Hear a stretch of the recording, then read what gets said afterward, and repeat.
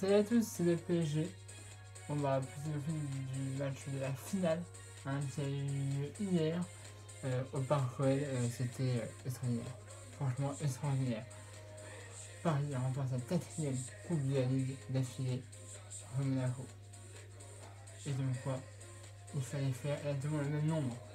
4-1. Magnifique. Alors je vais juste vous repasser un petit peu les images. Et après on reverra tout ça. Ok? Allez, je vous laisse regarder ces matchs, ils sont magnifiques. Dès la 4e minute de jeu. Ouais, sur un fait de jeu malgré tout, parce qu'il y a ce décalage très altruiste de Di Maria, mais on s'apercevra que Julian Draxler était en jeu sur cette ouverture du score. On va le revoir légèrement en jeu, l'international allemand sur ce service d'André Di Maria, 1-0 pour le Paris Saint-Germain. L'avant-dernière passe fantastique de Berratti pour débuter son récital. Alors Monaco était dominé, mais Monaco va revenir dans ce match avec cette touche de Bernardo Silva, ce ballon en retrait de Sidibé pour Lemar, et là la précision, le pied gauche chirurgical de Thomas Lemar. Ouais, Sidibé qui s'arrache bien après la louche de Bernardo Silva, et puis la frappe sans élan impeccable de Thomas Lemar. Le bon moment dans ce match, le bon moment de Monaco, qui n'aura pas duré longtemps malheureusement, pas assez longtemps leur goût, mais cette frappe parfaite qui frappe à contre-pied.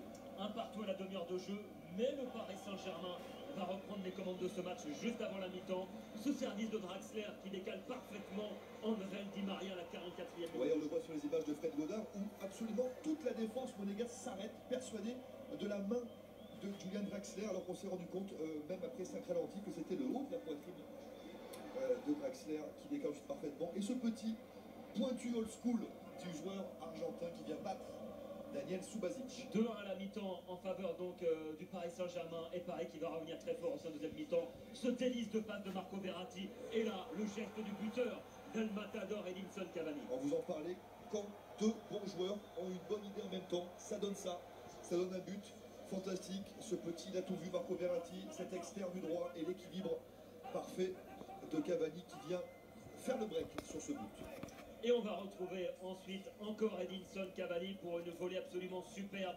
Edinson Cavani qui va inscrire en fin de match son 40e but de la saison, avec encore André Di Maria qui a été l'homme du match. Le centre vers Cavani, le petit rebond, et il arrive à la mettre sous la barre malgré tout. Cavani qui aurait tout autant mérité ce titre de meilleur joueur de cette finale, et c'est Di Maria qui s'arrache bien, et la finition juste parfaite, très bien. 4 buts à 1, et Kader avec un coach heureux, c'est Unai Emery. Ah oui, forcément, parce que c'est son premier titre à Unai Emery avec le Paris Saint-Germain. Donc voilà, vous avez vu tous ces buts, c'était magnifique. Bon, mais on va revenir un petit peu. Alors, on a déjà le quatrième but des adversaires. On disait, oui, il est peut-être hors jeu, mais pas trop. Je suis d'accord et pas d'accord en même temps, puisque oui, il était à la limite du hors-jeu. On voit que c'est un petit peu hors-jeu, mais le hors-jeu aurait pu être signé, il n'a pas été signé par l'arbitre. Donc ça fait but, c'était vraiment à la limite. Moi sincèrement, quand je vois, c'était à la limite du hors-jeu. Mais bon, ça fait but pour Paris Saint-Germain à la 4e minute de jeu. Voilà, but de jeu. Alors après, il y a Monaco qui revient évidemment. Un but de Thomas Lemar à la 27e minute de jeu. Ce but, on ne pouvait pas vraiment. Enfin, Kevin Trapp, même si c'est un très bon arrêt, il ne pouvait pas empêcher ce but. Parce qu'il était. Moi, quand j'ai vu le but, enfin, quand je revois le but, il était un petit peu en dehors de cet âge, il était un petit peu trop avancé. Et du coup, il aurait pu sauter, mais s'il était un petit peu dans cet âge, je pense qu'il aurait arrêté le ballon. Mais là, c'était difficile déjà à arrêter, premièrement. Et deuxièmement, il était un petit peu trop en dehors de cet âge, donc du coup, il ne pouvait pas remettre ce ballon. Mais sinon, avant la mi-temps, Paris revient.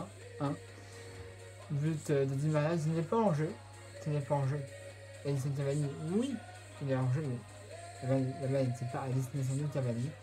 Donc, et ça fait but. Ouais. Dans la destination de Di Maria n'était pas en jeu sur ça, donc ça fait 2-1 pour Paris à la mi-temps. Alors moi, évidemment, je pouvais faire autre chose, j'étais content. J'ai appelé des poches, j'avais dit vous avez vu le match, c'est super. J'avais fait une vidéo en live aussi sur mon compte Facebook à moi. Ouais, c'était super. Et après, et ben on revient dans le match. Et à la 50e minute, un but magnifique de Saint-Étienne.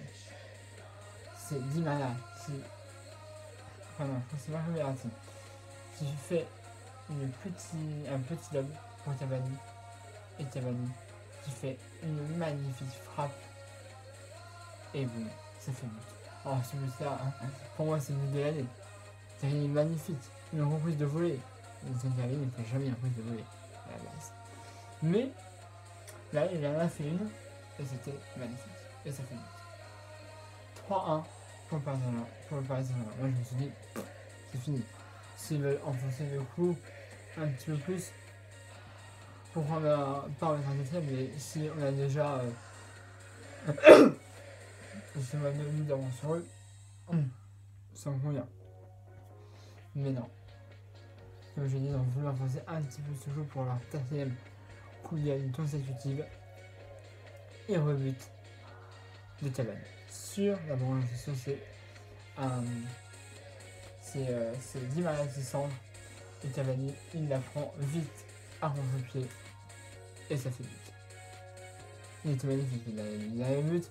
Quand je l'ai vu partir, je me suis dit, oh, là c'était un but, elle est à 100 là. Alors là, la balle, je sais pas si ça existe déjà pour contrôler une frappe, mais la frappe elle était cadrée, puis elle était forte. Très forte et très bien cadrée. Un doublé de Cavani à la fin. À 90e minute de jeu, c'est Saint-Étienne qui enfonce le tout. Et ça fait 4-1 pour le Paris Saint-Germain. Et le Paris Saint-Germain remporte la finale. Et la joue nul en plus. Donc c'était magnifique. Un très bon match. Bon voilà, moi je pense que vraiment ce match, si je donne une note, je le mettrais 18.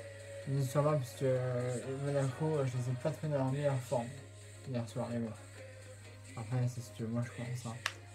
Voilà, je pense que Monaco est dans une très bonne passe. Mais pour nous par exemple, ça nous fait du bien. Puisque ça nous permet, après la trêve, de prendre déjà une finale et de gagner. Et tout partir du bon pied, je veux dire. Pour Monaco, effectivement, c'est un peu plus dur à accepter. Puisque c'est après la trêve. Ils perdent directement une coupe. C'est pas. Voilà. C'était peut-être un mauvais jour pour Monaco, mais bon. C'est la vie. On va dire. Mais voilà. Bon bah.